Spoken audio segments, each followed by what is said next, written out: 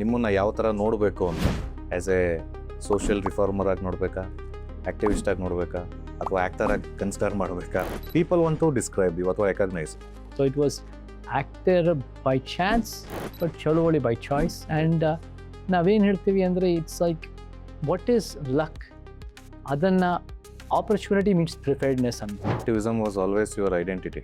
ನನಗೋಸ್ಕರ ನಾನು ಫೈಟ್ ಮಾಡೋಕ್ಕಿಂತ ಒಂದು ಉತ್ತಮ ಆದರ್ಶ ಸಮಾಜಕ್ಕೋಸ್ಕರ ಫೈಟ್ ಮಾಡಿದ್ರೆ you can really use that voice and that vision and that mic for good ಅಂತ ಹೇಳ್ಬೋದು. ಆ ದಿನಗಳು ಸೇಸನ್ ಬ್ಯೂಟಿಫುಲ್ ಸಾಂಗು. ಸೊ ನಿಮ್ಮದು ಆ್ಯಕ್ಟಿಂಗ್ ಹೋದಲ್ಲಿ ಇದು ಅಹಿಂಸಾಗಿ ಕನ್ವರ್ಟ್ ಆಯಿತು. What is that ahimsa? ಅಹಿಂಸಾ ಅಂದರೆ a transformation for society through ideas and visions of resistance without. ನಾವು ಸಣ್ಣದಾಗಿ ಎಲ್ಲೋ ಒಂದು ಕಡೆ ಈ ರೀತಿ ನೋಡ್ಬೋದಾ ಅಂತ ಪೋಸ್ಟ್ ಹಾಕಿದ್ವಿ.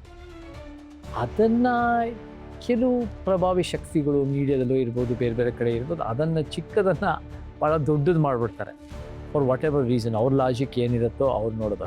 ನಿಮ್ಗೆ ಏನಾದ್ರು ಎಕ್ಸ್ಪ್ರೆಸ್ ಮಾಡ್ತಾ ಇರ್ತೀರಾ sir usually? So first voice ಯಾವ ಕಡೆಯಿಂದಾನೇ ನೋಡಿದ್ರೂ ಈಗ ಅಹಿಂಸಾ ಅಂತ ಬರ್ತಾ ಇರುತ್ತೆ. ಅಂದರೆ ನಿಮ್ಮ ಹೆಸರು ಜೊತೆ ಚೇತನ್ ಅಹಿಂಸಾ ಅಂತ ಬರುತ್ತೆ. ಭಯ ಆಗುತ್ತಾ? ಯಾರೂ ಇಲ್ಲಿ 100 ವರ್ಷ ಮುಂದೆ ಇಲ್ಲ. We are all products of our society to different levels. So ನಾನು ಈ ರೀತಿ ಹೇಳ್ತೀನಿ ಅಂದರೆ ಸಮಾಜಕ್ಕೆ ಸರಿ ಅಂದರೆ ಅವ್ರು ಹೋಗ್ತಾರೆ ಬಹುತೇಕರು ಅನ್ನೋದು ನನಗೆ ನಂಬಿಕೆ. Welcome to YSR Talks, powered by Social Brains, a one-stop solution for all your IT and digital marketing needs. ಎಲ್ರಿಗೂ ಚಿಕ್ಕವರಿದ್ದಾಗ ಒಂದು ಡ್ರೀಮ್ ಇರುತ್ತೆ, ನಾನು ಚೆನ್ನಾಗಿ ಓದಿ ಒಂದು ಒಳ್ಳೆ ಕೆಲಸ ತಗೊಂಡು US-ಗೋ UK-ಗೋ ಹೋಗಿ ಸೆಟ್ಲ್ ಆಗಬೇಕು ಅಂತ. ಆದರೆ ಇವತ್ತು ನಮ್ಮ ಜೊತೆ ಇರೋ ಗೆಸ್ಟ್ದು ಏನಪ್ಪ ಅಂದರೆ ಇವ್ರದ್ದು ಸ್ವಲ್ಪ ರಿವರ್ಸ್ ಮ್ಯಾನರ್. ಅಂದರೆ ಇವರು ಹುಟ್ಟು ಬೆಳೆದಿದ್ದೆಲ್ಲ US ಶಿಕಾಗೋಲಿ. ಸೊ ಅಲ್ಲಿಂದ ತಮ್ಮ ಕನ್ನಡ ಅಭಿಮಾನದಿಂದ ನಮ್ಮ ನೆಲದ ಮೇಲಿರೋ ಪ್ರೀತಿಗೆ ಅಭಿಮಾನಕ್ಕೆ ಇವರು ಆ ಶಿಕಾಗೋನ ಊರನ್ನ ಬಿಟ್ಬಿಟ್ಟು ಇಲ್ಲಿಗೆ ಬಂದು ಬೈ ಚಾನ್ಸ್ ಆ್ಯಕ್ಟರ್ ಆಗಿ, ಆಮೇಲೆ ಬೈ ಚಾಯ್ಸ್ ಆ್ಯಕ್ಟಿವಿಸ್ಟ್ ಆಗಿ ಅವ್ರ ಜರ್ನಿನ ಕಂಟಿನ್ಯೂ ಮಾಡ್ಕೊಂಡು ಬರ್ತಾ ಇದೆ. ಸೊ ಇವತ್ತು ಅವ್ರ ಜೊತೆ ನಾವು ಅವ್ರ ಜರ್ನಿಲಿರೋ ಸ್ಟ್ರಗಲ್ಸ್ ಏನು, ಚಾಲೆಂಜಸ್ ಏನು, ಮತ್ತು ಅವ್ರದ್ದು ಫ್ಯೂಚರಿಸ್ಟಿಕ್ ಪ್ಲ್ಯಾನ್ಸ್ ಏನು ಅಂತ ಅವ್ರ ಜೊತೆ ಮಾತಾಡ್ತಾ ತಿಳ್ಕೊಳ್ಳೋಣ. Let's welcome mister Chetan Ahimsa to YSR Talks.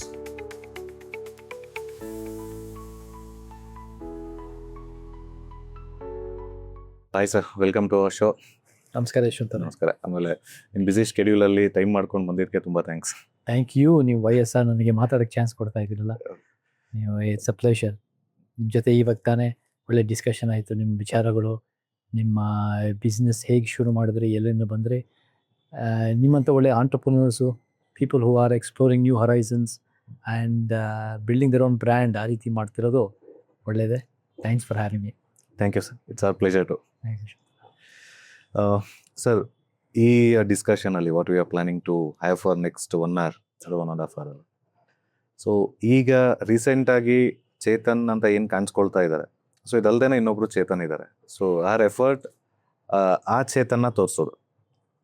Okay, so ನಮಗೆ ಸ್ವಲ್ಪ ಫ್ರೀಯಾಗಿ ನಿಮ್ದೆಲ್ಲ ಟೆನ್ಷನ್ಸ್ ಬಿಟ್ಬಿಟ್ಟು ಸ್ವಲ್ಪ ನೀವು ರಿಲ್ಯಾಕ್ಸ್ಡ್ ಆಗಿದ್ದರೆ, ಸೊ ಆದಷ್ಟು ಇಂಟ್ರೆಸ್ಟಿಂಗ್ ಟಾಪಿಕ್ಸ್ನ ಹೊರಗೆ ತಗ್ಸ್ಲಿಕ್ಕೆ ನಾನು ಟ್ರೈ ಮಾಡ್ತೀನಿ. ನೀವೇನು ಪ್ರಶ್ನೆ ಕೇಳ್ತಾರೋ ಅದಕ್ಕೆ ನಾನು ಆದಷ್ಟು ನಾನು ಏನು ಗೊತ್ತಿದೆಯೋ ತಿಳಿದಿದೆಯೋ ಅದನ್ನು ಉತ್ತರ ಕೊಡೋಕ್ಕೆ ಪ್ರಯತ್ನ ಪಡ್ತೀನಿ. ಖಂಡಿತ. Thank you sir. Thank you. ಈಗ ಸರ್, ಎಲ್ರಿಗೂ ಒಂದು ಡ್ರೀಮ್. ಸೊ ಇಲ್ಲಿರೋರಿಗೆ ಆಗಲಿ, ಯಾರಿಗೆ ಓದೋರಾಗಲಿ, ಆಮೇಲೆ ಸುಮಾರು ನನ್ನ ಫ್ರೆಂಡ್ಸ್ ಸೊ ಇಲ್ಲಿ ಓದಿರ್ತಾರೆ, ಆಮೇಲೆ ಅಬ್ರಾಡಿಗೆ ಹೋಗ್ತಾರೆ, US, UK, UAE ಆ ಥರ ಪ್ಲ್ಯಾನ್ ಮಾಡ್ಕೊಳ್ತಾರೆ. ಸೊ ಬಟ್ ನಿಮ್ಮದು ಜರ್ನಿ ಅದು ರಿವರ್ಸಲ್ಲಿದೆ. See born brought up in Chicago, parents ಎಲ್ಲ ಅಲ್ಲೇ ಸೆಟ್ಲ್ ಆಗಿರ್ತಾರೆ. ಸೊ ನಿಮಗೆ ವಾಪಸ್ ರೂಟ್ಸಿಗೆ ಬರೋ ಇದೇ ಸ್ಟಾರ್ಟ್ ಆಯಿತು ಜರ್ನಿ? ಯಶವಂತ್ ಅವರೇ, ನಾನು ಹುಟ್ಟಿ ಬೆಳೆದು ಓದಿದ್ದು ಅಮೆರಿಕದಲ್ಲಿ ಆದ್ರೂ ಕೂಡ ಕರ್ನಾಟಕಕ್ಕೆ ರೆಗ್ಯುಲರಾಗಿ ಪ್ರತಿ ಒಂದು ವರ್ಷವೂ ಬರೋದು ಹೋಗೋದು ಮಾಡ್ತಿದ್ದೆ. ನನಗೆ ವಾಸ ಮಾಡಿದ್ದು ಅಮೇರಿಕ, ಬಟ್ ನನಗೆ ಭಾವನಾತ್ಮಕವಾಗಿ ನಾನು ಕರ್ನಾಟಕ ಮತ್ತು ಕನ್ನಡಕ್ಕೆ ಭಾಳ ಹತ್ತಿರ ಇತ್ತು. ನಾವು ಇಲ್ಲಿ ಬಂದಾಗ ಒಂದು ಶಿವಗಂಗೆಯದ್ದ ಹಳ್ಳಿನಲ್ಲಿ ಹೋಗೋದು ವಾತಾವರಣ ಆಗಿರ್ಬೋದು, ಮತ್ತು ನಾನು ಕೂಡ ಕರ್ನಾಟಕದಾದ್ಯಂತ ಒಂಥರ ಟ್ರಾವೆಲ್ ಮಾಡೋದು, ಬೇರೆ ಬೇರೆ ಸಾಂಸ್ಕೃತಿಕ ಐತಿಹಾಸಿಕ ಸ್ಥಳಗಳನ್ನು ವಿಸಿಟ್ ಮಾಡೋದು, ಮತ್ತು ನನಗೂ ಕೂಡ ಕನ್ನಡ ಅಂದರೆ ನನಗೆ ಬಹಳ ಒಂದು ಸಿಕ್ಕಾಪಟ್ಟೆ ಒಂಥರ ಭಾಳ ಪ್ರೀತಿ, ಭಾಳ ಇಷ್ಟ. ಅದಕ್ಕೆ ಸಾಂಸ್ಕೃತಿಕವಾಗೂ ಒಂದು ಭಾಷೆಯನ್ನು ಉಳಿಸ್ಬೇಕು ಅಂದರೆ ಬರೀ ನಾವೊಂದು ಅಮೇರಿಕದಲ್ಲಿ ಬರೀ ಮನೇಲಿ ಮಾತಾಡಿದ್ರೆ ಸಾಲದು. ಅಲ್ಲಿರೋ ನಮ್ಗೆ ಇಲ್ಲಿರೋ ಜಾನಪದ ವಿಚಾರಗಳಾಗಿರ್ಬೋದು, ಜಾನಪದ ಕಲೆಗಳಾಗಿರ್ಬೋದು, ಸಂಗೀತ ಆಗಿರ್ಬೋದು, ಮತ್ತು ಏಕಪಾತ್ರ ಅಭಿನಯ ಆಗಿರ್ಬೋದು, ಆ ಒಂದು ಸಾಂಸ್ಕೃತಿಕ ಪ್ರಪಂಚ. ನಾನು ಚಿಕ್ಕ ವಯಸ್ಸು ನನ್ನ ಅಪ್ಪ ಇದೆ, ನನ್ನ ಅಪ್ಪರ ಬೀದರ್ ಕಥೆಗಳು ಕನ್ನಡದಲ್ಲಿ ಹೇಳ್ತಾ ಇದ್ದೆ. ನನಗೆ ಒಂದು ಸ್ವಲ್ಪ ನನಗೆ ಕನ್ನಡದಲ್ಲೇ ಬದುಕಬೇಕು, ನನ್ನ ಜೀವ ಪೂರ ಕನ್ನಡದಲ್ಲೇ ಇರಬೇಕು ಅಂತ ಆ ಒಂದು ಹಂಬಲದಿಂದ ನಾನು ಅಮೆರಿಕ ಬಿಟ್ಟು ಕರ್ನಾಟಕಕ್ಕೆ ಬರೋಕ್ಕೆ ಒಂದು ಅವಕಾಶ ಸಿಕ್ತು ಒಂದು 21 ವರ್ಷದ ಹಿಂದೆ. ಬಟ್ ಅದಕ್ಕಿಂತ ಮುಂಚೆ 21 ವರ್ಷಕ್ಕಿಂತ ಮುಂಚೆ 10 ವರ್ಷ ಮುಂಚೆ ನಾನು ಹೈಸ್ಕೂಲಲ್ಲಿ ಇದ್ದಾಗಲೂ ಕೂಡ ನಾನಿಲ್ಲ ಕರ್ನಾಟಕಕ್ಕೆ ವಾಪಸ್ ಹೋಗ್ಬೇಕು. ನನಗೊಂದ್ಸರಿ ಒಂದು ಪ್ರಶ್ನೆ ಕೇಳಿದರು, ಜನ ಏನು ಕೇಳಿದರು, ಅಲ್ಲಿ ಕನ್ನಡ ಕೂಟ ಅಂತ ಇದೆ, ಅಲ್ಲಿ ಏನು ಕೇಳಿದರು ಅಂದರೆ, ನೀವು ನಿಮ್ಮ ಮಕ್ಳಿಗೆ ಕನ್ನಡ ಹೇಳ್ಕೊಡ್ತೀರಾ ಅಂತ ಅಮೇರಿಕನ್ ಗುರುಗರು ಕೇಳಿದರು. ನಾನು ಹೇಳಿದೆ, ಕನ್ನಡ ಹೇಳ್ಕೊಡೋ ಪ್ರಶ್ನೆ ಬರಲ್ಲ, ಬಹುಶಃ ಇಂಗ್ಲೀಷ್ ಹೇಳ್ಕೊಡ್ಬೇಕಾಗ್ಬೋದು, ಯಾಕಂದ್ರೆ ನಾನು ಕರ್ನಾಟಕದಲ್ಲೇ ಇರ್ತೀನಿ ಅಂತ ನಾನು ಅವೆಲ್ಲ ಹೇಳಿದ್ದೆ. ಮಕ್ಕಳು ಅನ್ನೋ ಪ್ರಶ್ನೆ ಬರಲ್ಲ, ಬಟ್ ಆ ಕರ್ನಾಟಕದಲ್ಲಿ ಇರೋದು ಅದು ಅವಾಗ ಕಂಡಿದ್ದು ಕನಸು. ಇವಾಗ ನಾವು ಅದನ್ನು ನನಸಾಗಿ ಇಲ್ಲಿ ಸೇವೆ ಮಾಡೋಕ್ಕೆ ಅವಕಾಶ ಸಿಕ್ಕಿದೆ. ಸೊ ಅದೇ ಉದ್ದೇಶ ಇಟ್ಕೊಂಡು ಬಂದಿದ್ದ. ಸೊ ಈ ಡಿಸಿಷನ್ ತಗೊಂಡಾಗ ಮನೆಯವ್ರದ್ದು ರಿಯಾಕ್ಷನ್ ಹೇಗಿತ್ತು ಸರ್? ಸೊ ಅವ್ರದ್ದೇ ಓಕೆ, ಸೊ ನಿಮ್ಮನ್ನು ಕಳ್ಸ್ಕೊಡ್ಲಿ. ನಾನು ಚಿಕ್ಕ ವಯಸ್ಸಿಂದನೂ ಕೂಡ ನನಗೆ ನಾನು ಅವ್ರಿಗೂ ಹೇಳ್ತಾ ಇದ್ದೆ, ಅವರೇ ನನಗೆ ಎಕ್ಸ್ಪೋಸ್ ಮಾಡಿದ್ದು. ನನಗೆ ಇಂಗ್ಲೀಷಲ್ಲಿ ಏನು ಒಂದು ಫಸ್ಟ್ ಸ್ಟ್ಯಾಂಡರ್ಡೋ ಸೆಕೆಂಡ್ ಸ್ಟ್ಯಾಂಡರ್ಡೋ ನಾವು ಬರೆಯೋದು ಓದೋಕ್ಕಿಂತ ಮುಂಚೆ ನಾನು ಒಂದು 4 ವರ್ಷದ ಹುಡುಗಾಗಿದ್ದಾಗಲೇ ಅಮ್ಮ ಒಂದ್ಸರಿ ಕೂರಿಸಿ ನನ್ನ ಲಿವಿಂಗ್ ರೂಮ್ನಲ್ಲಿ ಕನ್ನಡ ಹೇಳ್ಕೊಟ್ರು. ಸೊ ನಾನು ಇಂಗ್ಲೀಷ್ ಕಲಿಯೋಕ್ಕಿಂತ ಮುಂಚೆನೇ ಅಮೇರಿಕಾದಲ್ಲಿ ಕನ್ನಡ ಕಲಿತಿದ್ದೆ. ನನಗೆ ಆ ಸಾಂಸ್ಕೃತಿಕ ಪ್ರಪಂಚ ಪರಿಚಯ ಮಾಡಿದ್ದೆ ನಮ್ಮ ತಂದೆ ತಾಯಿ. ಅವ್ರಿಗೆ ಈ ರೀತಿ ಅದರ ನಂತರ ಈ ರೀತಿ ಈ ಮೆಟೀರಿಯಲೈಸ್ ಆಗುತ್ತೆ, ಆ್ಯಕ್ಚುವಲೈಸ್ ಆಗುತ್ತೆ, ಈ ರೀತಿ ಬೆಳೆಯುತ್ತೆ ಅಂತ ಬಹುಶಃ ನಿರೀಕ್ಷೆ ಇರಲಿಲ್ಲ. ಬಟ್ ನಮ್ಮ ಒಂದು ರೀತಿ ನಮ್ಮ ಬೇರು, ನಮ್ಮ ಮೂಲ, ಅದನ್ನು ಉಳಿಸ್ಕೋಬೇಕು. ನಾವು ಎಲ್ಲರೂ ಎಂತಾದರೂ ಎಂದೆಂದಿಗೂ ನೀ ಕನ್ನಡವನ್ನಾಗಿರುವ ಅನ್ನೋ ಒಂದು ಉದ್ದೇಶದಲ್ಲಿ ಸಾಹಿತ್ಯ, ಆ ಸಂಗೀತ, ಆ ವಿಚಾರಗಳು, ಆ ಒಂದು ಐತಿಹಾಸಿಕ ಪ್ರಜ್ಞೆ ಅದೆಲ್ಲ ಕೂಡ ನಮಗೆ ಎಕ್ಸ್ಪೋಸ್ ಮಾಡಿದರು. ಸೊ ನನಗೆ ಅವರಿಗೆಲ್ಲೋ ಒಂದು ಕಡೆ ನಾನು ಕರ್ನಾಟಕಕ್ಕೆ ಹೋಗ್ತೀನಿ ಅಂದರೆ ಸಂತೋಷ ಆಗಿತ್ತು. ಆಮೇಲೆ ನಾನು ಕೂಡ ಫುಲ್ಬ್ರೈಟ್ ಸ್ಕಾಲರ್ಶಿಪ್ ಅಂತ ಒಂದು ಸ್ಕಾಲರ್ಶಿಪ್ ಪಡೆದಿದ್ದೆ. ಸೊ ರಂಗಭೂಮಿ ಮುಖಾಂತರ ನಾವು ಹೆಂಗೆ ಸಮಾಜಕ್ಕೆ ಒಂದು ರೀತಿ ಸೇವೆ ಮಾಡ್ಬೋದು, ಒಂದು ಪರಿವರ್ತನೆ ಮಾಡ್ಬೋದು, ಒಂದು ಬದಲಾವಣೆ ಮಾಡ್ಬೋದು ಅಂತ ಮಾಡ್ತಾಯಿದ್ದೆ. ಸೊ ಅವ್ರು ಭಾಳ ಸಪೋರ್ಟಿವ್ ಆಗಿದ್ದರು. ಸಿನಿಮಾ ರಂಗ ಅಂದರೆ ಅಷ್ಟೊಂದು ಸಪೋರ್ಟಿವ್ ಆಗಿರಲಿಲ್ಲ ಅದೇ ಪುರಾಣ.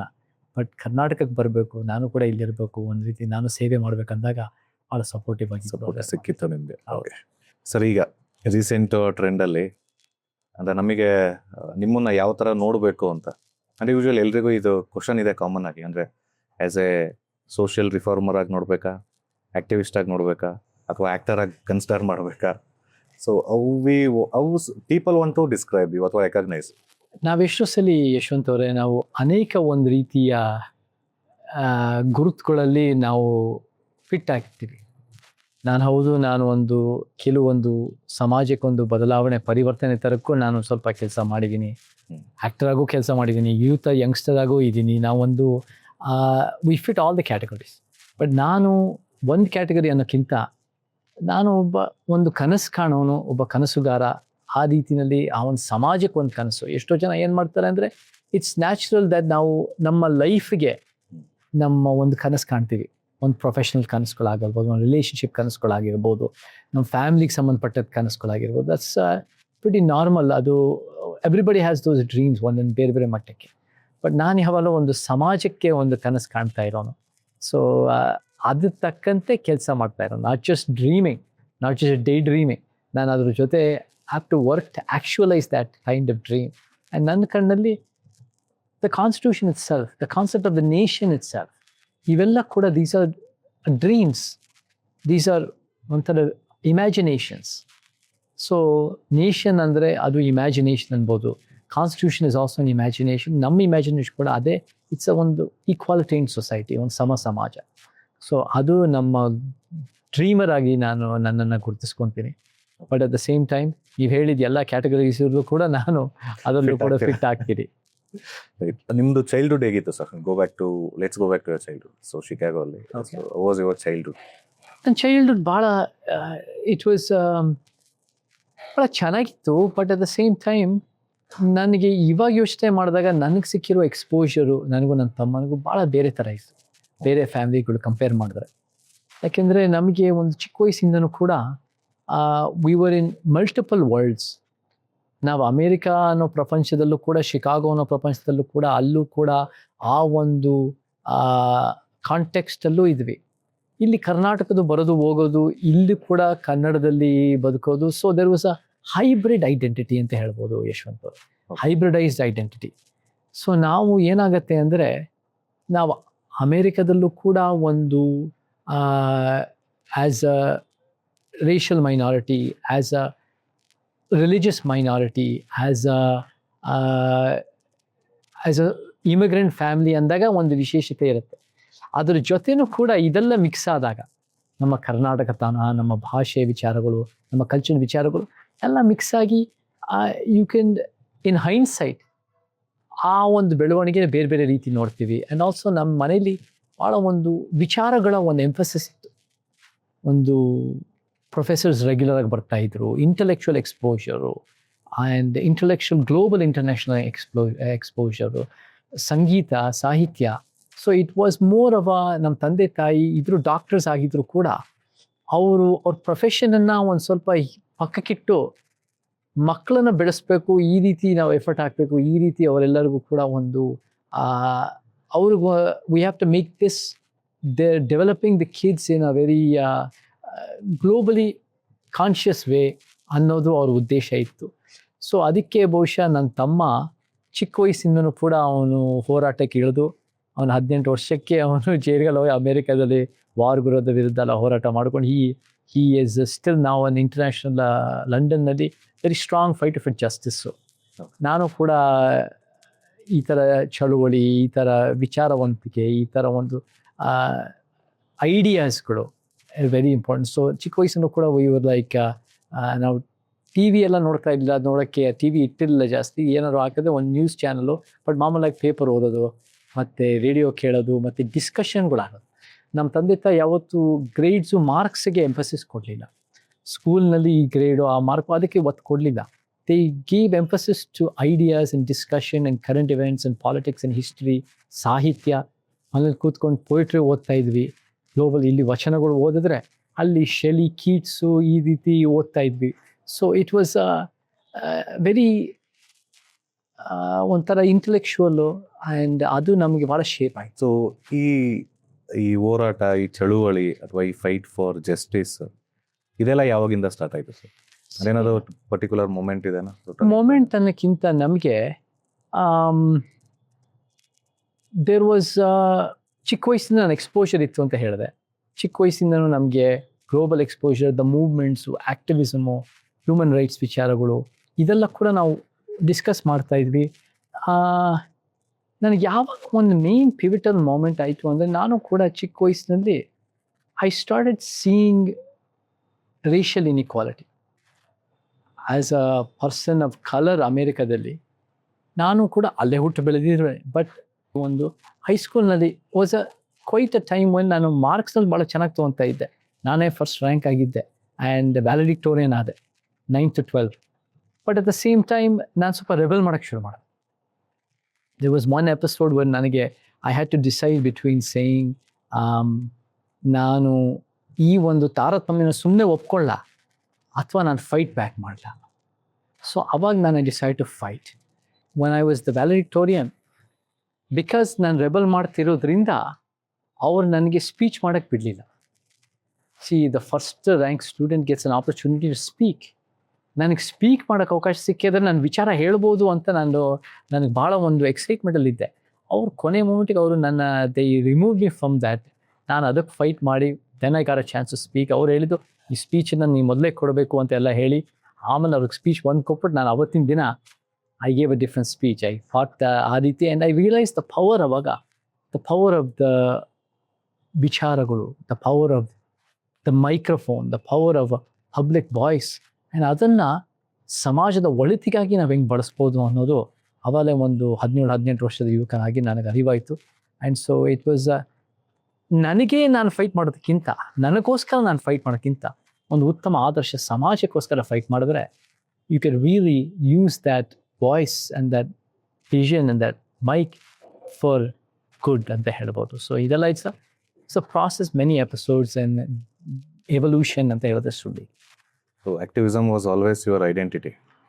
ಆಕ್ಟಿವಿಸಮ್ ಅದು ಹೋಗ್ತಾ ಹೋಗ್ತಾ was a integral part of who I was. ಅಂದರೆ ನನಗೆ ಅದೊಂದು ಹೋರಾಟದಿಂದ ಅದೊಂದು ಫೈಟ್ ನನಗೆ ಇನ್ನೂ ಜ್ಞಾಪಕ ಇದೆ.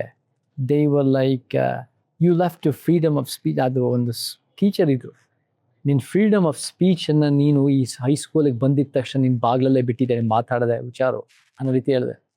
ನಮಗೆ ಅಭಿವ್ಯಕ್ತಿ ಸ್ವಾತಂತ್ರ್ಯ ಇದ್ದೇ ಇದೆ. ನಾನು ಹೈಸ್ಕೂಲ್ನಲ್ಲಿ ಎದ್ದು ಟೀಚರ್ನ ಫೇಸ್ ಮಾಡಿ ಆಮೇಲೆ ಏನೋ I mean you have to fighting andre it's not one tara, it should not be, it should be for a larger cause, a more noble cause, more for societally betterment. ಯಾವ ವ್ಯಕ್ತಿ ವಿರುದ್ಧ ಅಲ್ಲ, ವ್ಯವಸ್ಥೆ ವಿರುದ್ಧ, ಅನ್ಯಾಯದ ವ್ಯವಸ್ಥೆ ವಿರುದ್ಧ. It's against system. It's against the system of injustice and inequality. ಯಾವ ಒಂದು ವ್ಯಕ್ತಿನೋ, ಒಂದು ಜಾತಿನೋ, ಒಂದು ಧರ್ಮನೋ, ಒಂದು ಪಕ್ಷನೋ ಈ ಎಲ್ಲ ಸಮಸ್ಯೆಗೆ ಕಾರಣ ಅಲ್ಲ. ಆದರೆ ಅಸಮಾನತೆ ಮತ್ತು ಅನ್ಯಾಯದ ತುಂಬಿರೋ ವ್ಯವಸ್ಥೆ ನಮ್ಮ ಎಲ್ಲರಿಗೂ ಅನ್ಯಾಯ ನಡೀತಾ ಇದೆ, ಕೆಲವು ವ್ಯಕ್ತಿಗಳು ಬಿಟ್ಟರೆ. ಸೊ ಆ ದಿಕ್ಕನ್ನು ಸರಿಪಡಿಸೋದು ನಮ್ಮೆಲ್ಲರ ಕರ್ತವ್ಯ. ನನ್ನಂತ ಜಾಸ್ತಿ ಪಡೆದ್ರು ಜಾಸ್ತಿ ವಾಪಸ್ ಕೊಡಬೇಕು, ಜಾಸ್ತಿ ವಂಚಿತರು ಜಾಸ್ತಿ ಪಡಿದೆ. ಸೊ ಈ ಇದ್ರ ಮಧ್ಯೆ ನಿಮ್ದು ಆಕ್ಟಿಂಗ್ ಮೇಲೆ ಇಂಟ್ರೆಸ್ಟ್ ಎಲ್ಲಿ ಸ್ಟಾರ್ಟ್ ಆಯ್ತು? ಬಿಕಾಸ್ ಬ್ಯಾಕ್ಗ್ರೌಂಡ್ ಅಂತೂ ಏನಿಲ್ಲ ನಿಮ್ದು ಆಕ್ಟಿಂಗ್ ಫ್ಯಾಮಿಲಿ ಬ್ಯಾಕ್ಗ್ರೌಂಡ್ ಅಂತ. ಬ್ಯಾಕ್ಗ್ರೌಂಡ್ ಇಲ್ಲ, ಪೇರೆಂಟ್ಸ್ ಡಾಕ್ಟರ್ಸ್. ಡಾಕ್ಟರ್ಸ್. ನಿಮಗೆ ಎಲ್ಲಿ ಇಂಟ್ರೆಸ್ಟ್ ಸ್ಟಾರ್ಟ್ ಆಯ್ತು? ಚಿಕ್ಕ ವಯಸ್ಸಲ್ಲೂ ಕೂಡ ನನಗೆ ಕಲ್ಚರಲ್ಲಿ ಎಕ್ಸ್ಪೋಸ್ ಮಾಡ್ತಾ ಇದ್ರು ಅಂತ ಹೇಳಿದ್ನಲ್ಲ ಯಶವಂತ್ ಅವರೇ. ಅವಾಗ ನನಗೆ ಏಕಪಾತ್ರ ಅಭಿನಯ ಆಗಿರ್ಬೋದು, ನನಗೆ ಸಂಗೀತ ಈ ರೀತಿ ನಾನು ವೈಲಿನ್ ನುಡಿಸ್ತಾ ಇವಾಗ ಸ್ಯಾಕ್ಸಫೋನಲ್ಲೂ ಕೂಡ ಐ ವಾಸ್ ಕ್ವೈಟ್ ಕೇಪಬಲ್. ಸ್ಯಾಕ್ಸಫೋನಲ್ಲಿ ಭಾಳ ವರ್ಷ ನುಡಿಸ್ತಾ ಇದ್ದೆ. ಆ್ಯಂಡ್ ಆರ್ಟ್ಸು, ಜಾನಪದ ಸಂಗೀತ ಇದೆಲ್ಲ ಕೂಡ ಸ್ಟೇಜ್ ಪರ್ಫಾರ್ಮರ್ ಆಗಿದ್ದೆ ಚಿಕ್ಕ ವಯಸ್ಸಿಂದನೂ ಕೂಡ. And that kind led me to, ನಾನು ಕರ್ನಾಟಕಕ್ಕೆ ನಾನು ಡಿಗ್ರಿ ಮಾಡಿದಾಗ ಸೌತ್ ಏಷ್ಯನ್ ಸ್ಟಡೀಸ್ ಬಗ್ಗೆ ಸ್ಟಡಿ ಮಾಡೋದ್ರ ಜೊತೆ ಕಂಪ್ಯಾರಿಟಿವ್ ಥಿಯೇಟರ್ ಅಂತ ನಂಗೆ ಸ್ಟಡಿ ಮಾಡೋ ಆಸಕ್ತಿ ಇತ್ತು. ನನ್ನ ಸೀನಿಯರ್ ಇಯರ್, ನನ್ನ ಫೈನಲ್ ಇಯರ್ ನನ್ನ ಥೀಸಿಸ್ ಏನಿತ್ತು ಯಶವಂತ್ ಅವರೇ ಅಂದರೆ, ಡ್ರಾಮಾಯಿಂದ ಕರ್ನಾಟಕಕ್ಕೆ ಹೆಂಗೆ ಒಂದು ಬದಲಾವಣೆ ತರ್ಬೋದು ಥ್ರೂ ಥಿಯೇಟರ್. ಯಾಕೆಂದರೆ ಭಾಳ ಜನ, ನಾನು ರುಸ್ತಮ್ ಬರೂಚ ಅಂತ ಭಾಳ ಜನ ಬೆಂಗಾಲಿ ಥಿಯೇಟರ್ ಆಗಿರ್ಬೋದು, ಮರಾಠಿ ಥಿಯೇಟರ್, ಇಂಥವಿಂದ ಎಷ್ಟೋ ಒಂದು ಸಮಾಜಕ್ಕೆ ಒಳ್ಳೆಯದಾಗಿತ್ತು. And I was expose to that from a theoretical perspective. Practical ಆಗಿ ಕರ್ನಾಟಕದಲ್ಲಿ ಹೆಂಗೆ ಒಂದು ರೀತಿ ರಂಗಭೂಮಿ ಮುಖಾಂತರ ಬದಲಾವಣೆ. ನಮ್ಮ university was an extraordinary university for theatre and drama. ಅಲ್ಲಿ ಮೇ ಬಿ 50 ಸ್ಟೂಡೆಂಟ್ಸ್ ನಮ್ಮ ಕ್ಲಾಸ್ನಲ್ಲಿರೋರು, very capable talented students, 49 of them ಅವರೆಲ್ಲ ಆ್ಯಕ್ಟಿಂಗ್ ಮಾಡಬೇಕು ಅಂತ ಇದ್ದಿದ್ದು. ನಾನು ಡ್ರಾಮಾದಿಂದ ಹೆಂಗೆ ಬದಲಾವಣೆ ತರ್ಬೋದು ಅಂತ ಅನುಭವ ಸೇರಿದ್ದು. ಅವ್ರು 49 ಜನ ಆ್ಯಕ್ಟಿಂಗ್ ಮಾಡ್ತಿದ್ರು ಇಲ್ವೋ ಗೊತ್ತಿಲ್ಲ. ನಾನು I can a chance to do some acting in films ಇದು ಅದು. ಬಟ್ ನಾನು ಐ ಯೂಸ್ ದ್ಯಾಟ್ ಥಿಯೇಟರ್. ನಾನು ಒಂದು ಫುಲ್ ಬ್ರೈಟ್ ಸ್ಕಾಲರ್ಶಿಪ್ನಲ್ಲಿ ರಂಗಭೂಮಿ ಮುಖಾಂತರ ಹೆಂಗೆ ಬದಲಾವಣೆ ಮಾಡಿ. ನೀವು ಬರ್ಟಾಲ್ಟ್ ಬ್ರೆಕ್ಟ್ ಅಂತ ಕೇಳಿರ್ಬೋದು.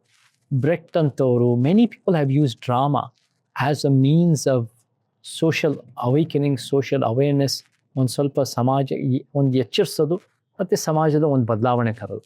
ಆ್ಯಂಡ್ ಬೀದಿ ನಾಟಕಗಳಾಗಿರ್ಬೋದು, ಅದನ್ನೆಲ್ಲ ಸ್ಟಡಿ ಮಾಡ್ತಾ ಇದ್ದೆ. ನಾನು ಬೇರೆ ಬೇರೆ ಕಡೆ ಸ್ವಸಹಾಯ ಸಂಘಗಳ ರಂಗಭೂಮಿ ಒಂದು ನಾಟಕ ನಿರ್ದೇಶನ ಮಾಡ್ತಾ ಇದ್ದೆ. ಆವಾಗ ಅನಿರೀಕ್ಷಿತವಾಗಿ ನನಗೆ ನರೇಂದ್ರ ಬಾಬು ಅವ್ರ ಮುಖಾಂತರ ಸಿನಿಮಾದಲ್ಲಿ ಒಂದು ಅವಕಾಶ ಸಿಕ್ತು. ಆವಾಗ ಆ್ಯಕ್ಚುಲಿ ನಾನು ಇಟ್ ವಾಸ್ 2006 ಮಾರ್ಚ್ 3 ಬೆಳಗ್ಗೆ ಪೇಪರ್ ತೆಗೆದೆ.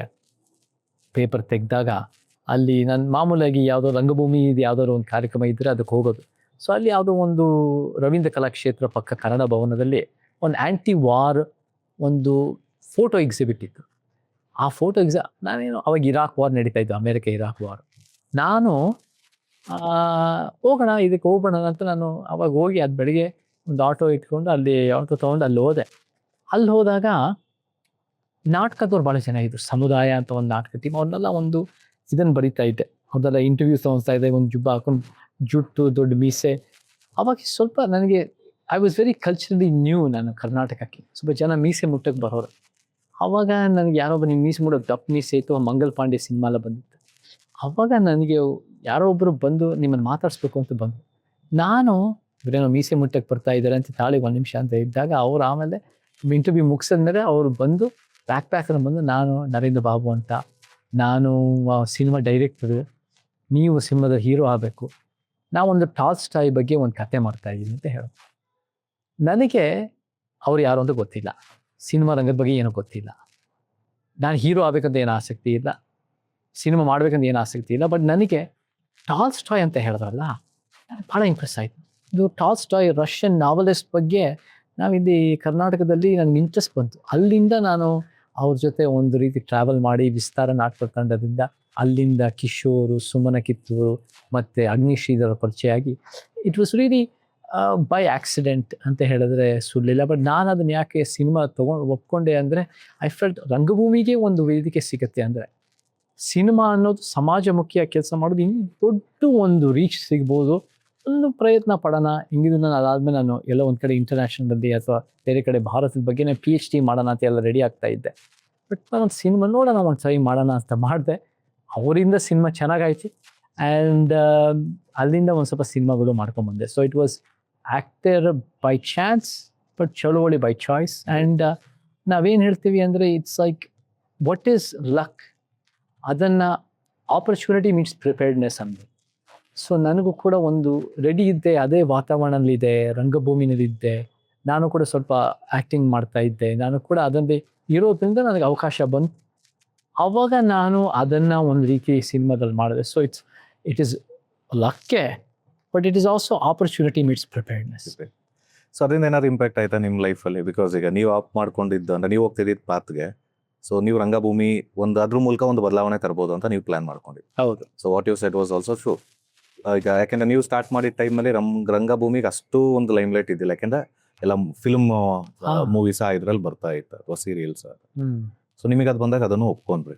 ಅದೇನಾದ್ರು ಇಂಪ್ಯಾಕ್ಟ್ ಇತ್ತಾ? ಸೊ ಫಸ್ಟ್ ಮೂವಿ ಆದಮೇಲೆ ಇವೊಂದು ಇಟ್ಸ್ ಬೈ ಚಾನ್ಸ್ ನಿಮ್ಮ ಲೈಫಲ್ಲಿ ಏನಾದ್ರು ಅದು ಇಂಪ್ಯಾಕ್ಟ್ ಆಯ್ತಾ? ಅಂದರೆ it change the direction of. ನಾನು ನನ್ನ ತಮ್ಮ, ಫಾರ್ ಎಕ್ಸಾಂಪಲ್, ನನ್ನ ತಮ್ಮ ಅಮೆರಿಕದಲ್ಲಿ ಇದ್ದರೂ ಕೂಡ ನಾನು PhD ಮಾಡೋದು ಎಲ್ಲ ಪ್ಲ್ಯಾನ್ ಇತ್ತು. ಎಲ್ಲ ರೀತಿ ನಾನು ಆ್ಯಕ್ಚುಲಿ ನನ್ನ ಭಾಷೆಗಳ ಬಗ್ಗೆ ಕಲಿಬೇಕು ಅಂತ ನಾನು ಉರ್ದು ಕಲಿಬೇಕು, ತೆಲುಗು ಕಲಿಬೇಕು. ಡೆಕ್ಕನ್ನು, ಕರ್ನಾಟಕ, ಮಹಾರಾಷ್ಟ್ರ, ಆಂಧ್ರ, ಅವಾಗಿನ್ನು ತೆಲಂಗಾಣ ಇರಲಿಲ್ಲ, ಈ ಡೆಕ್ಕನ್ನಲ್ಲಿ ಹಿಸ್ಟಾರಿಗ್ರಫಿ, ಮಿಡಿವಲ್ ಡೆಕ್ಕನ್ ಹಿಸ್ಟರಿ, ಒಂದು 800, 900, 1000 ವರ್ಷದ ಈ ಕರ್ನಾಟಕ, ಆಂಧ್ರ, ತೆಲಂಗಾಣ ಮತ್ತು ಮಹಾರಾಷ್ಟ್ರದ ಒಂದು ಸ್ಟಡಿ ಮಾಡಬೇಕು, ಅದಕ್ಕೆ ಒಂದು ಸ್ಪೆಷಲೈಸೇಷನ್ ಮಾಡಬೇಕು ಅಂತ ಉತ್ಸಾಹ ಇದ್ದು ನಾನು ಬೇರೆ ಬೇರೆ ಕಡೆ ನನಗೆ ಲ್ಯಾಂಗ್ವೇಜ್ ಕೋರ್ಸಸ್ಸು ಅದೆಲ್ಲ ಪ್ಲ್ಯಾನ್ ಆಗಿತ್ತು. ಆಮೇಲೆ ಇಂಟರ್ನ್ಯಾಷನಲ್ಲೂ ಕೂಡ PhD ಮಾಡೋಕ್ಕೆಲ್ಲ ಪ್ಲ್ಯಾನ್ ಆಗಿತ್ತು. ಬಟ್ ದೆನ್ ಯಾವಾಗ ಈ ಸಿನಿಮಾ ಬಂತು ಅದನ್ನು ಒಂದು ಮಾಡಿಬಿಟ್ಟು ಹೋಗೋಣ ಅಂತ ನಾನು ಯೋಚನೆ ಇತ್ತು. ನನಗೇನು ಸಿನಿಮಾದಲ್ಲಿ ಅದು ಚೆನ್ನಾಗಾಗತ್ತೆ ಅಥವಾ ಅದರಿಂದ ನಾನು ಇನ್ನೂ ಸಿನಿಮಾಗಳು ಮಾಡ್ತೀನಿ, ಅದರಿಂದ ಲೈಫು ಈ ರೀತಿ ಹೋಗುತ್ತೆ, ಯಾವ ನಿರೀಕ್ಷೆ ಇರಲಿಲ್ಲ. ಒಂದು ಸಿನಿಮಾ ಮಾಡ್ತೀನಿ, ಸಿನಿಮಾ ಮಾಡಿಬಿಟ್ಟು ಅದನ್ನು ನಾನು ಹೋಗಿ PhD ಮಾಡಿ ಪ್ರೊಫೆಸರ್ ಆಗಿ ನಾನು ಖಂಡಿತ ಕರ್ನಾಟಕಕ್ಕೆ ಬರೋದೆಲ್ಲ ಪ್ಲ್ಯಾನ್ ಇತ್ತು. ಕರ್ನಾಟಕದಲ್ಲೇ ಹೋಗಿ ಅದು ಕೂಡ PhD ಮಾಡೋದೆಲ್ಲ ಇತ್ತು. ಬಟ್ ಸಿನಿಮಾದಲ್ಲಿ ನಾನು ಮುಂದುವರಿತೀನಿ ಅಂತ ಯಾವ ನಿರೀಕ್ಷೆ ಇರಲಿಲ್ಲ. ಅದು ಒಂದು ರೀತಿ ಚೆನ್ನಾಗಿ ಆದಮೇಲೆ ನಾನು ಭಾಳ ಚೂಸಿ ಇದ್ದೆ ಯಶವಂತ್ ಅವರೇ. ನನಗೆ ಸ್ಕ್ರಿಪ್ಟ್ ಸೆಲೆಕ್ಟ್ ಮಾಡೋದ್ರಲ್ಲಿ ನಾನು ಹುಟ್ಟು ಬೆಳೆದಿರೋದು ಅಮೆರಿಕಾದಲ್ಲಿ. ನನಗೆ ಆದಷ್ಟು ಕರ್ನಾಟಕದ ಒಳ್ಳೇದು ತೊಗೋಬೇಕು, ಅಮೆರಿಕದ ಒಳ್ಳೇದು ತೊಗೋಬೇಕು. ನನಗೆ ಸಿನಿಮಾ ಕ್ರೇಜ್ ಯಾವತ್ತೂ ಇರಲಿಲ್ಲ. ನನಗೇನು ಸಿನಿಮಾದಲ್ಲಿ ನಾನು ಬೆಳಿಬೇಕು, ನಾನು ಹೀರೋ ಆಗಬೇಕು, ನಾನು ಸ್ಟಾರ್ ಆಗಬೇಕು, ಆ ಥರದ್ದು ಆಲೋಚನೆಯೂ ಅವತ್ತೂ ಇಲ್ಲ, ಇವತ್ತೂ ಇಲ್ಲ. ಆ ಉದ್ದೇಶ, ಗುರಿ ನನಗೆ ಯಾವತ್ತೂ ಇದ್ದಿಲ್ಲ. ಸೊ ನನಗೆ ಯಾವಾಗ ಸಿನಿಮಾ ಒಂದ್ಸರಿ ಫಸ್ಟು ಅದು ಚೆನ್ನಾಗಾಯಿತು ಆ ದಿನಗಳು, ಅದಾದಮೇಲೆ ಆಫರ್ಗಳು ಬರೋಕ್ಕೆ ಶುರುವಾಯ್ತು. ಆದರೆ ನಾನು ಯಾವಾಗಲೂ ಭಾಳ ಚೂಸಿ, ಬಹುಶಃ 100 ಎಷ್ಟೋ ಸಿನಿಮಾಗಳು ಒಳ್ಳೊಳ್ಳೆ, ಅನೇಕ ಒಳ್ಳೊಳ್ಳೆ ಸಿನಿಮಾಗಳು ಕೂಡ ನಾನು ಇಲ್ಲ, ನನಗೆ ಮಾಡೋಕ್ಕೆ ನನಗೆ ಒಪ್ಪಿಗೆ ಇಲ್ಲ, ಕಾರಣಾಂತರಗಳು ನಾನು ರಿಜೆಕ್ಟ್ ಮಾಡಿರ್ತೀನಿ. ಅದು ಯಾವ ವ್ಯಕ್ತಿ ಮೇಲೆ ಕೋಪ ಅಂತ ಅಲ್ಲ, ಇಟ್ಸ್ ಮೋರ್ ಲೈಕ್ ನನಗೆ ಕನ್ವಿನ್ಸ್ ಆಗಿಲ್ಲ ಅಷ್ಟೇ. ಆ್ಯಂಡ್ ದೆನ್ ಸೊ ನಾನು ಕೆಲವು ಸಿನಿಮಾಗಳು ಮಾಡಿದೆ. ಬಟ್ ನಮಗೆ ನಮ್ಮ ಫ್ಯಾಮ್ಲಿ ಅಷ್ಟೊಂದು ಒಪ್ಪಿಗೆ ಇರಲಿಲ್ಲ. ಫ್ಯಾಮ್ಲಿಗೆ ಈ ಥರ ನಾವು ಇಂಟೆಲೆಕ್ಚುವಲ್ ಆಗಿ ಬಂದಿರೋದ್ರಿಂದ, ನಾವು ಒಂಥರ ವಿಚಾರಗಳು, ಸಾಹಿತ್ಯ, ಇತಿಹಾಸ ಈ ರೀತಿ ಬಂದಿರೋದ್ರಿಂದ ಸಿನಿಮಾ ನಮಗೆ ತಂದೆ ತಾಯಿಗೆ ಏನೂ ಅಷ್ಟೊಂದು ಗೊತ್ತಿಲ್ಲ ಅದರ ಬಗ್ಗೆ. ನನಗೂ ಅಷ್ಟೊಂದು ಅವಾಗ ತಾನೇ ನಾನು ಶುರು ಮಾಡ್ಕೊಳ್ತಾ ಇದ್ದೆ. ಮತ್ತು ನಾನು ಕೂಡ ಸಿನಿಮಾಗಳು ರಿಜೆಕ್ಟ್ ಮಾಡ್ತಾ ಇದ್ದೀನಿ. ಅವ್ರಿಗೆ ನೀನು ಸಿನಿಮಾ ರಂಗದಲ್ಲಿ ಇದೆಯಾ ಅಂತ, ಸಿನಿಮಾನೂ ಮಾಡ್ತಾ ಇಲ್ಲ, ನೀನು ಇವಾಗ ವರ್ಷಗಳು ಹಂಗೆ ಪಾಸ್ ಆಗ್ತಾ ಇದೆಯಲ್ಲಪ್ಪ, ನೀನು ಇಷ್ಟೊಂದೆಲ್ಲ ಓದಿದ್ಯಾ, ಇಷ್ಟೊಂದೆಲ್ಲ ಓದಿಸಿದ್ದೀವಿ, ನೀನು ಯಾವ ಕಡೆ ಅಂತ ಅಲ್ಲೂ ಕೂಡ ಒಂದು ಸ್ವಲ್ಪ ಬ್ಯಾಕ್ಲ್ಯಾಶ್ ಬಂತು. ಬಟ್ ಮೈನಾ ಅಂತ ಒಳ್ಳೆ ಸಿನಿಮಾ ನನಗೆ ಮಾಡೋಕ್ಕೆ ಅವಕಾಶ ಸಿಕ್ತು. ಅದು ಕೂಡ ಚೆನ್ನಾಗಾದ್ಮೇಲೆ ನನಗೂ ಕೂಡ ಅನೇಕ ಮೀಡಿಯಾದವರಿಂದ ನನಗೆ ಇವ್ರ ಪರಿಚಯ ಆಯಿತು. ಲಕ್ಷ್ಮಣ್ ಹೂಗಾರ ಪರಿಚಯದಿಂದ ನನಗೆ ಚಳುವಳಿಗಳು ಪರಿಚಯ ಆಯಿತು. So then I realise correct, ನನಗೊಂದು ಸಂಘಟನೆಗಳು, ಹೋರಾಟಗಳು, ನಾನು ಬಂದಿದ್ದ ಉದ್ದೇಶ ಮುಂದುವರಿಸ್ಬೋದು. ಸಿನಿಮಾ ಬಂದರೆ ಬರಲಿ, but let's come back to ಏನಕ್ಕೆ ಬಂದು ಅದನ್ನು ಮಾಡೋಣ. ಅಂದರೆ ಸಿನಿಮಾ ಹೋಗ್ತಾ ಇರೋದನ್ನ ಆಯ್ತಾ, ನಾನು ಚಳುವಳಿಗೆ ಹೋಗ್ತಾ ಇರೋದನ್ನ ಸಿನಿಮಾ ಅಂತ ಡಿಟೋರ್ ಬಂದು ಅದನ್ನು ಸ್ವಲ್ಪ ಮಾಡಿ ಸೇವೆ ಮಾಡ್ಕೊಂಡು ವಾಪಸ್ ಬಂದು back on course for nation building and building a better society. Sir, Mynaa ಅಂತ ಹೇಳ್ತಾ ಇದ್ರೆ, ಸೊ ನಮ್ಮ ಟೀಮಲ್ಲಿ ಕೆಲವ್ರದ್ದು ಡಿಮ್ಯಾಂಡ್ ಇದೆ. So BTS behind that beautiful song, so Modala Male ಅಂತ ಏನಾದರೂ ಇದೆನಾ ಅಥವಾ ಏನಾದ್ರು ಸ್ಟೋರಿ ಇದೆನಾ? ಸ್ಟೋರಿ ಅಂದರೆ ಅದು Dudhsagar is extraordinary place. ಅದು ಹೌದೌದು. ಅಲ್ಲಿ ನಾವು it's one of the heaviest rainfall ಭಾಳ ಇರೋ ಜಾಗ. ಕ್ಯಾಸಲ್ ರಾಕ್, ದೂದ್ ಸಾಗರ್ ಕರ್ನಾಟಕದಲ್ಲೇ ಭಾಳ, ಅದು ಬೆಳಗಾವಿ ಮತ್ತು ಗೋವಾ ಬಾರ್ಡರ್. ಅಲ್ಲಿ ಪರ್ಮಿಷನ್ ಏನು ಯಾವತ್ತೂ ಯಾರಿಗೂ ಕೊಡಲ್ಲ. ಅಲ್ಲಿ ನಾಗಶೇಖರ್ ಅವರು, ಟೀಮ್ ಅವರು ಎಲ್ಲ ರೀತಿ ಸೆಂಟ್ರಲ್ ಗವರ್ಮೆಂಟ್ ಮಾಡಿಸಿ ಪರ್ಮಿಷನ್ ತೊಗೊಂಡು ಅಲ್ಲೇನಾಗೋದು ಅಂದರೆ ಅಲ್ಲಿ ಬೆಳಗ್ಗೆ ಅಷ್ಟೊತ್ತಿಗೆ ಮೇ ಬಿ ಅಬೌಟ್ 6 o'clock ಎದ್ದು, ಮೇ ಬಿ ಅರ್ಲಿ 5:30 ಎದ್ದು 6 ಹೋಗಿ ಅಲ್ಲಿಂದ ಹೋಗಿ we have to go to the Castle Rock station. ಅಲ್ಲಿ ತಿಂದು ಅಲ್ಲಿಂದ ಒಂದೇ ಟ್ರೈನ್ ಹೋಗೋದು ಇದಕ್ಕೆ ಮಧ್ಯ. ಅಲ್ಲೋಗಿ ವಿ ಗೋ ಟು ದಟ್ ಬೆಳಗ್ಗೆ ಟ್ರೈನ್. ಅಲ್ಲಿಂದ ಒಂದು ದೂದ್ಸಾಗರ್ ಹತ್ರ ಹೋಗಿ ಅಲ್ಲಿಂದ ಒಂದು ಅರ್ಧ ಗಂಟೆ ನಡ್ಕೊಂಡು ಹೋಗ್ಬೇಕಾಗತ್ತೆ ಎಲ್ಲ ಎಕ್ವಿಪ್ಮೆಂಟ್ ಇಟ್ಕೊಂಡು. Then we come to the falls. ಆ ಫಾಲ್ಸ್ನಲ್ಲಿ ನಿಮಗೆ ಟೈಮ್ ಸಿಗದೆ total may be about couple hours a day. And ಆ ಫಾಲ್ಸ್ನಲ್ಲಿ ಶೂಟಿಂಗ್ ಮಾಡಿ ದೆನ್ ಹಾಗೆ ಟ್ರೈನ್ ಇಟ್ಕೊಂಡು all the way you have to come back. So it's a lot of effort ಅಲ್ಲಿ ಹೋಗೋದಕ್ಕೆ. ಶೂಟಿಂಗ್ ಟೈಮ್ ಮಾತ್ರ ಸ್ವಲ್ಪ ಕಡಿಮೆ ಇರೋದು, but it was a beautiful place. ಅದು ಭಾಳ ಅದ್ಭುತವಾಗಿತ್ತು. ಆ್ಯಂಡ್ ಬಹುಶಃ every shot and every day was ಮ್ಯಾಕ್ಸಿಮೈಸ್ಡ್ ಅಲ್ಲಿ ಆ ದೂದ್ಸಾಗರ್ ಏರಿಯಾದಲ್ಲಿ. ಆ್ಯಂಡ್ ಅದು ವಿಜುವಲಿ ಭಾಳ ಚೆನ್ನಾಗಿ ಬಂದಿದೆ. ಆ್ಯಂಡ್ ಸತ್ಯ ಹೆಗಡೆ ಆಗಿರ್ಬೋದು, ನಾಗಶೇಖರ್ ಆಗಿರ್ಬೋದು. ಬಿಕಾಸ್ ಈ ಮೂವಿ ಬಂದ್ಮೇಲೆ ನಮ್ಮ ಕರ್ನಾಟಕದಲ್ಲಿ ಒಂದು ಟ್ರೆಂಡ್ ಸ್ಟಾರ್ಟ್ ಆಯ್ತು, ಎಲ್ಲ ಟ್ರೆಕ್ಕಿಂಗ್ ಹೋಗಿ. ಹೌದಾ? ಗುಡ್ ನಾವು ಅದಲ್ಲ ಒಬ್ರು good. It's a beautiful movie ನೋಡ್ಕೊಂಡು ಅದು ಕ್ಯಾಸಲ್ ರಾಕ್ ಅದೆಲ್ಲ ಆಗ್ಲೇ ಮಿಡ್ ನೈಟ್ ಎಲ್ಲ ಟ್ರೈನ್ ಹತ್ಕೊಂಡು ಹೋಗಿ ಅಲ್ಲಿ ಇಳಿದು ಟ್ರೆಕ್ಕಿಂಗ್ ಎಲ್ಲ ಮಾಡಿದ್ವಿ ಸುಮ್ಮನೆ. It's a beautiful place. ಈಗ ಕನ್ನಡ ಫಿಲ್ಮ್ ಓಕೆ, ನೀವು ಫಿಲ್ಮಿ ಕರಿಯರು ಸ್ಟಾರ್ಟ್ ಆಯಿತು, ಈ ಕಡೆ ನಿಮ್ಮದು ಆ್ಯಕ್ಟಿವಿಸಮ್ ಇದ್ರಲ್ಲೂ ಹೋಗ್ತಾ ಇದ್ದೀರಾ. ಸೊ ಇದ್ರ ಮಧ್ಯೆ ಏನಾದರೂ ನಿಮಗೆ ಅನಿಸುತ್ತಾ ಅಥವಾ ಈ ಫಿಲ್ಮ್ ಇಂಡಸ್ಟ್ರಿಗೆ ಇನ್ನೊಂದು ಸ್ವಲ್ಪ ಏನಾದರೂ ಬೇಕಿದೆ, ಅಥವಾ ಆ್ಯಕ್ಟರ್ಸ್ ಆಗಿ ನಮ್ಮ ರೆಸ್ಪಾನ್ಸಿಬಿಲಿಟಿ ಇನ್ನೊಂದು ಸ್ವಲ್ಪ ಇದೆ ಇದಕ್ಕೆ? ಯಶವಂತ್ ಅವರೇ, ಒಬ್ಬನ ಆ್ಯಕ್ಟರ್ ಆಗಿದ್ದಾಗ ಜನರಿಂದ ನಾವು ಭಾಳ ಡಿಸ್ಟೆನ್ಸಲ್ಲಿ ಇರ್ತೀವಿ. ಅಂದರೆ ಸ್ಕ್ರೀನ್ನಲ್ಲಿ ದೂರ ಇರ್ತೀವಿ, ಅವರು ಚಪ್ಪಾಳೆ ಹೊಡಿಬೋದು, ನಗ್ಬೋದು, ಅಳ್ಬೋದು. ಬಟ್ ಆ್ಯಂಡ್ ಆ ಸ್ಕ್ರೀನಲ್ಲಿರೋನು ಇಟ್ಸ್ ಅ ಪಾತ್ರ ನಾವು ಮಾಡ್ತಾ ಇರೋದು ಹೊರತು it's not really us. But ಹೋರಾಟ ಚಳುವಳಿ ಅಂದಾಗ ಡೈರೆಕ್ಟಾಗಿ ಜನರ ಜೊತೆನೇ ಇಂಟರ್ಯಾಕ್ಟ್ ಮಾಡ್ತಾ ಇರ್ತೀವಿ. We come to the people. ಇದರಿಂದ ನಾವು ಜನರ ಜೀವನಕ್ಕೆ ಒಳ್ಳೇದಾಗುತ್ತೆ, ಜನರಿಗೆ ಭಾಳ ಹತ್ತಿರ ಆಗ್ತೀವಿ. ಜನನು ಕೂಡ ದೇ ಫೀಲ್ ಕಾನ್ಫಿಡೆಂಟ್, ಅವ್ರು they feel they trust us. ಅಂದರೆ ಸಿನಿಮಾ ಆ್ಯಕ್ಟರ್ಸನ್ನು ಪ್ರೀತಿಸ್ಬೋದು, ಹೋರಾಟಗಾರನನ್ನು ಗೌರವಿಸ್ಬೋದು, ದ್ವೇಷಿಸ್ಬೋದು. ಆದರೆ ನೀವೊಂದು ಲೀಡರ್ಶಿಪ್ ಪೊಸಿಷನಲ್ಲಿದ್ದಾಗ ಜನ ನಿಮ್ಮನ್ನು ನಂಬ್ತಾರೆ. So that is something you must maintain that trust and build a better society ಅನ್ನೋದು ನಮ್ಮ ಗುರಿ. ಅಫ್ಕೋರ್ಸ್ ನಾನು ಇನ್ನೂ ಸಿನಿಮಾಗಳು ಮಾಡಿದಿದ್ದರೆ ನನ್ನ ಬ್ಯಾಂಕ್ ಬ್ಯಾಲೆನ್ಸ್ಗೆ ಹೆಲ್ಪ್ ಆಗಿರೋದು. And I could have done more roles, I could have work with better with many other directors and teams. ಹೌದು, ಆದರೆ ಸಿನಿಮಾ ರಂಗ ನನ್ನ ಡಸಂಟ್ ನೀಡ್ ಮೀ. ಸಿನಿಮಾ ರಂಗದಲ್ಲಿ ಭಾಳ ಜನ ಪ್ರತಿಭಾವಂತರಿದ್ದಾರೆ, ನನ್ನಷ್ಟೇ ನನಗಿಂತ ಪ್ರತಿಭಾವಂತರು ಭಾಳ ಜನ ಇದ್ದಾರೆ. ಆ್ಯಂಡ್ ಅಂಥವ್ರಿಗೆ ಅವಕಾಶ ಸಿಕ್ಕಿ ಒಳ್ಳೆ ಸಿನಿಮಾ ಬಂದರೆ ನಂಗೆ ಸಂತೋಷ. But the activism in the movement, ಹೋರಾಟ ಮಾಡೋರು ಇದ್ದಾರೆ, ಬಟ್ ಈ ದೃಷ್ಟಿಕೋನದಿಂದ ಹೋರಾಟ ಮಾಡೋರು ಭಾಳ ಕಡಿಮೆ, ಸಮ ದೃಷ್ಟಿಕೋನ. So we are trying to mobilise, use the platform for a larger social good, unify all the movements and potentially ಅದನ್ನು ಒಂದು ಪೊಲಿಟಿಕಲ್ ಮೂವ್ಮೆಂಟಾಗಿ ಕನ್ವರ್ಟ್ ಮಾಡೋದು. ಸೊ ಸಿನಿಮಾದಲ್ಲಿ ಇದ್ದಿದ್ರು ಕೂಡ ಒಳ್ಳೇದಾಗಿರೋದು, ಸ್ವಲ್ಪ ಒಳ್ಳೇದಾಗಿದೆಯೋ ಒಳ್ಳೇದಾಗ್ತಿಲ್ವೋ ಗೊತ್ತಿಲ್ಲ, but I would my performance side might have improved and I might have enjoyed that more. That aspect ಇಷ್ಟಪಡ್ತಾ ಇದ್ದೆ. ಆದರೆ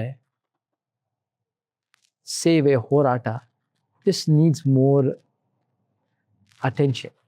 ಯಾಕೆಂದರೆ ಇದರಲ್ಲಿ ನಮಗೆ ಇನ್ಕಮಿಂಗ್ ಏನು ಬರೋಲ್ಲ, ಔಟ್ ಗೋಯಿಂಗೇ ನಮಗೆ ಖರ್ಚಾಗೋದು. ನಾವೇ ಒಂದು ರೀತಿ ನಮ್ಮ ಹತ್ರ ಇರೋದು ದುಡ್ಡಿರೋದು ನಾವು ಆಗ್ತದೆ. ಆ್ಯಂಡ್ ನಮಗೆ for many years, for decades ನಮಗೆ ವಿರೋಧನೇ ಬರುತ್ತೆ.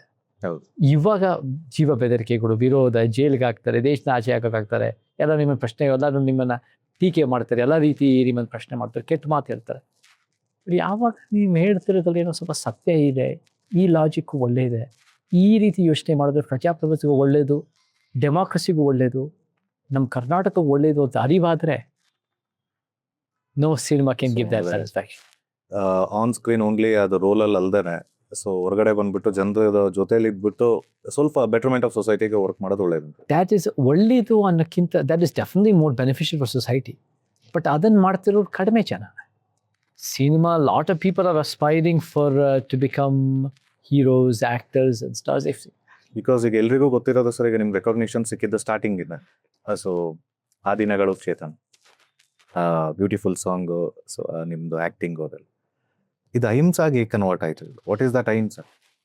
ನಾನು ನೋಡಿ ಆ ದಿನಗಳು ಚೇತನ್ ಅಂತ ಒಂದು ಸಿನಿಮಾ ಮಾಡಿದೆ. ಆ ದಿನಗಳ ಸಿನಿಮಾ, ಅದರಲ್ಲಿ ನಿರ್ಮಾಣ ಮಾಡಿರೋ ಅಗ್ನಿ Sridhar has contributed a lot to that cinema, and the success is basically because of him, and of course the director ಆಗಿರ್ಬೋದು and other people creatively ಅವರು ಕೂಡ ಮಾಡಿದ್ದಾರೆ.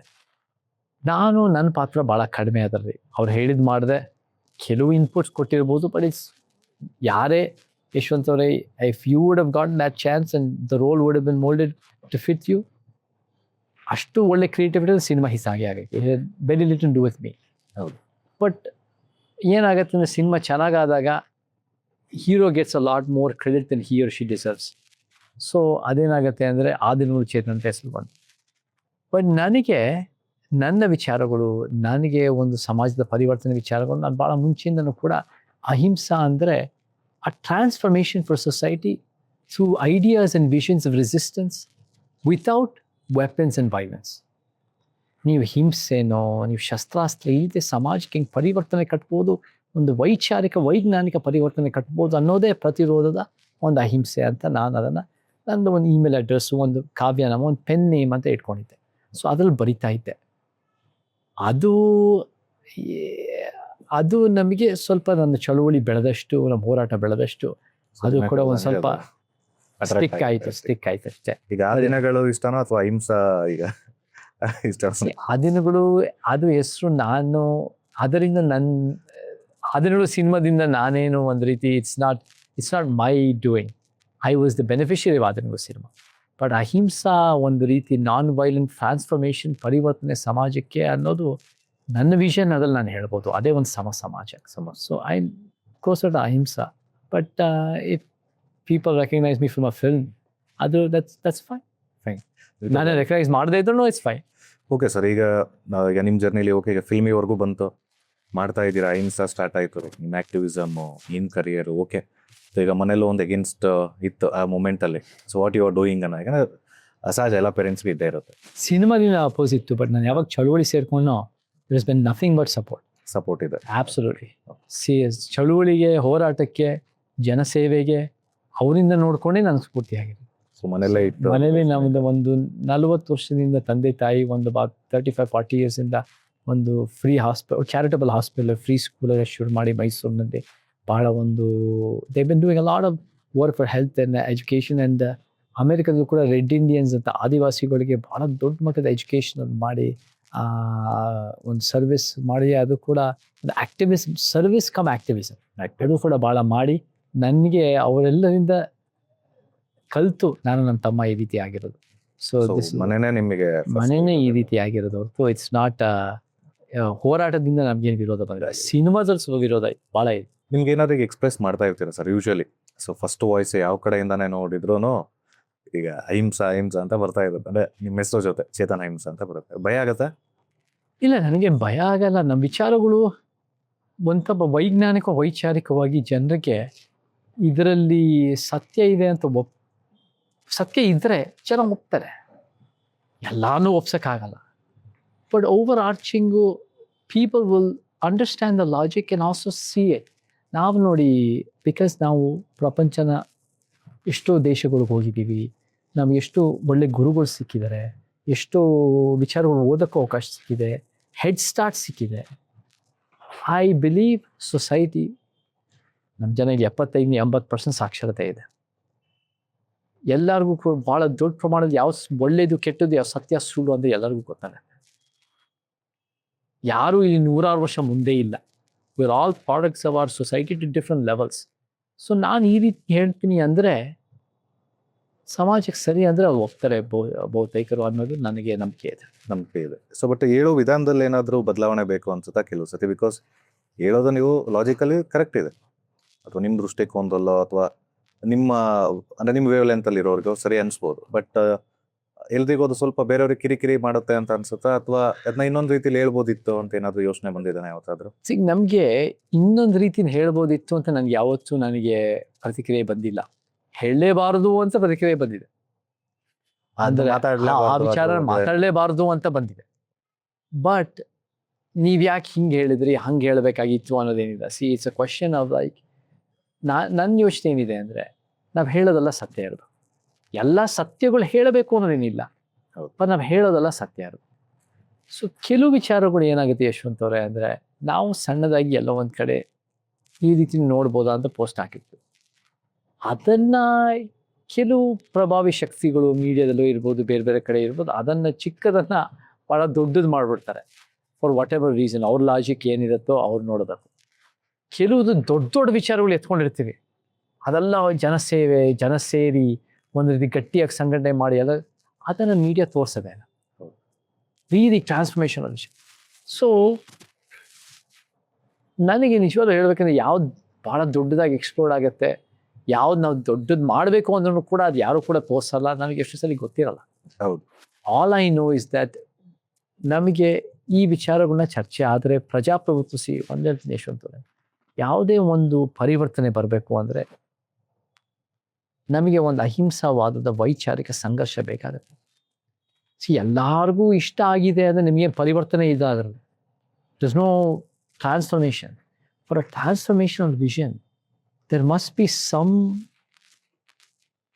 ಸ್ವಲ್ಪ ಒಂದು ವಿಚಾರದ ನಡುವೆ ಒಂದು ಸ್ವಲ್ಪ ಸಂಘರ್ಷ ಆಗುತ್ತೆ, ವಿವಾದಗಳಾಗ್ತವೆ.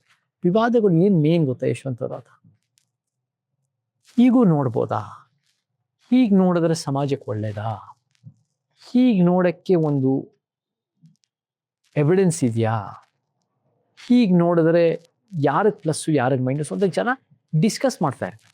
ಮೀಡಿಯಾನೂ ಚರ್ಚೆ ಮಾಡುತ್ತೆ, 4 ಗೋಡೆ ಮಧ್ಯೆನೂ ಡಿಸ್ಕಷನ್ಗಳಾಗುತ್ತೆ. So that discussion is necessary for a strong democracy. ಒಂದು ಗಟ್ಟಿಯಾದ ಪ್ರಜಾಪ್ರಭುತ್ವ ಅದು ಬೇಕೇ ಬೇಕು. ಹೌದು. So we need aware public, conscious public, concerned public. ಆವಾಗಲೇ ಪ್ರಜಾಪ್ರಭುತ್ವ ಬೆಳಿಬೋದು ಮತ್ತು ನಮಗೆ ಈ ಒಂದು ವ್ಯವಸ್ಥೆಗೆ ಒಂದು ಬಲಿಷ್ಠ ಕರ್ನಾಟಕ, ಬಲಿಷ್ಠ ಭಾರತ ಮಾಡೋಕ್ಕೆ ಸಾಧ್ಯ ಅಂತ ಇಷ್ಟ.